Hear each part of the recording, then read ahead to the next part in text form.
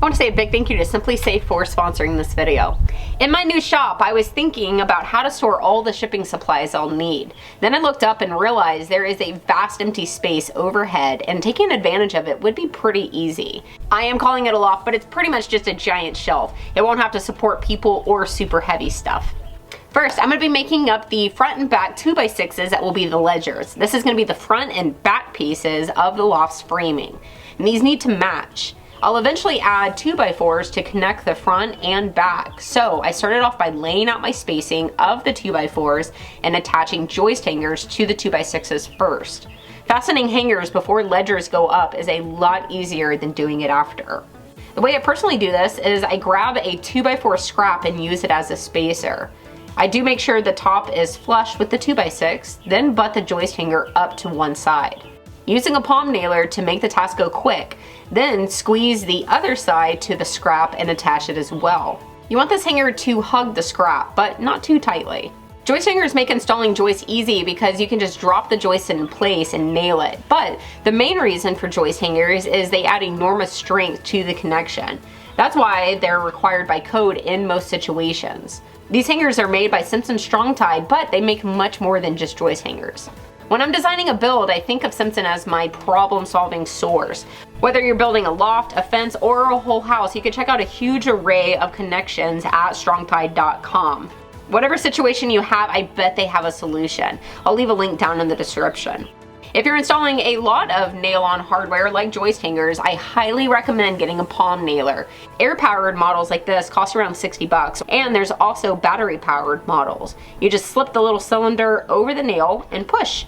Now my loft will span the length of my shop, and the back ledger will be attached to the topmost metal girder of the wall. I started on the corner where I just built a wall for cabinets so that I could have something to rest the board on while I went through and attached it with self-tapping screws every 16 inches. Next, I moved down the line and repeated the process, putting a level on the board to make sure it was level before I secured it down.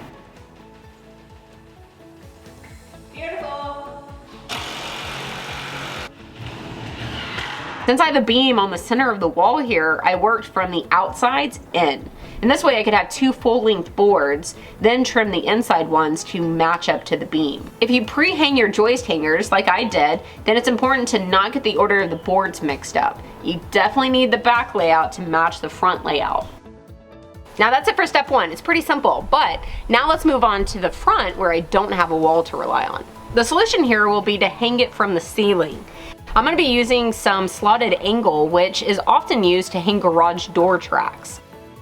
This stuff can be found in long lengths. I bought mine in 4-foot lengths and used more self-tapping screws to attach them to the ceiling purlins. 2 of these are going to be going at every joint where 2 boards meet up. The idea is the right is stabbed into a joist hanger. Then when Cindy reads level, I can use any of the holes in the strapping to throw a few bolts in to secure it. And that worked nice and easy. I ran into a few spots where the metal framing of the building got in the way, so I just worked around it. You can see here I placed a strapping to the right of that metal gusset. Right now we're leaving the strapping long because it's way easier to cut it flush after everything is installed. After getting the right side ledgers on, I went ahead and threw in some 2x4 joists. Honestly, I was just going to set the first one to make it more rigid and square, but then it was just too tempting to see it all done. So I moved down the line and popped in the 2x4s. And if you don't make the joist hangers too tight, this should be a pretty quick process. I mean, truthfully, this entire project was really quick. I want to say a big thank you to Simply Safe for sponsoring this video. I've been partnered with Simply Safe for years now. I use it for my commercial shop, my personal shop, as well as my home. Simply Safe protects your whole home around the clock 24/7. Every door, window, and room. And it's backed by the best 24/7 professional monitoring in the business that will call the authorities immediately in an emergency. I've actually had 2 instances where police have been dispatched to location, so it really does work. Ordering and setup are so easy. You can design a system best fit for your space, and best part is it ships directly to your doorstep. Simply Safe is less than $1 a day, and you can set it up in around 30 minutes. There's never a long-term contract, and they even have a 60-day risk-free trial to see if you like it. Simply Safe protects over 1 million homes in the US alone, so if you're needing a security system, then you can get 20% off when you sign up for the interactive monitoring plan and get your first month for free. If you want to learn more, you can go to simplysafe.com/April. Now, it was the same process, but on the other half of the building. You can see when placing a new board, I would just clamp a scrap on the bottom side of the hung ledger to act as a setting place. This way, both of us could work on our respected ends without having to make sure the board stayed aligned.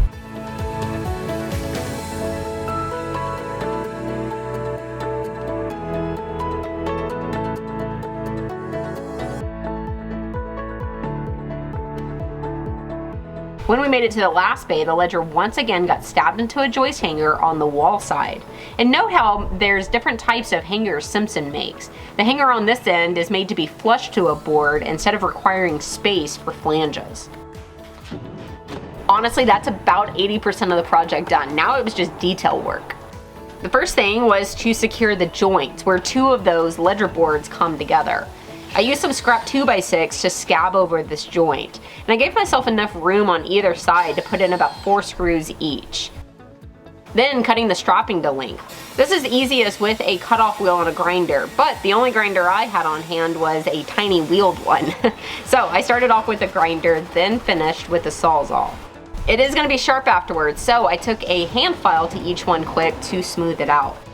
Then it was on to decking. And this was designed so that full sheets of plywood could be tossed up and secured down, making life easy. The only thing I had to cut around was that center beam, but that was cake. Once Cindy helped me get a sheet up and aligned, I went through and secured each one down to the framing, and then I called this a day. Now throughout the video, I've been using a wide assortment of ladders. From my new favorite, the tripod, which tucks me into corners, to my other new favorite, the pinnacle that has a platform. Hey, you can only have one favorite. I think that applies to people, not ladders. Having an assortment when working up high is key, and Louisville is the leader in innovation and quality. Every ladder has a variety of well thought out tool holders at the top of each one to make grabbing for and storing needed tools easy. Why do you like a 3-legged ladder? Sure seems unstable. It's incredibly stable. In fact, on uneven ground, it's even more stable because it only has 3 legs. Huh. I know. Plus it's light and it's easy to deploy and retract because it has a centralized handle. Wow.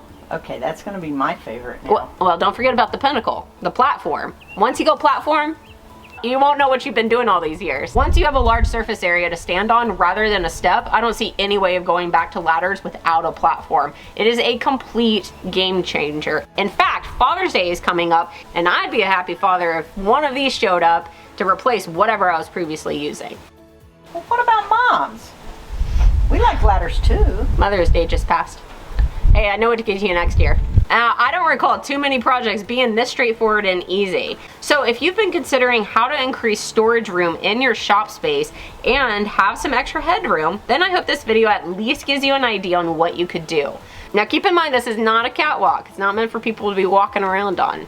Although I do want one of those in my personal shop, so maybe a future project. I'll see you then. I want to say a big thank you to Simply Safe for sponsoring this video.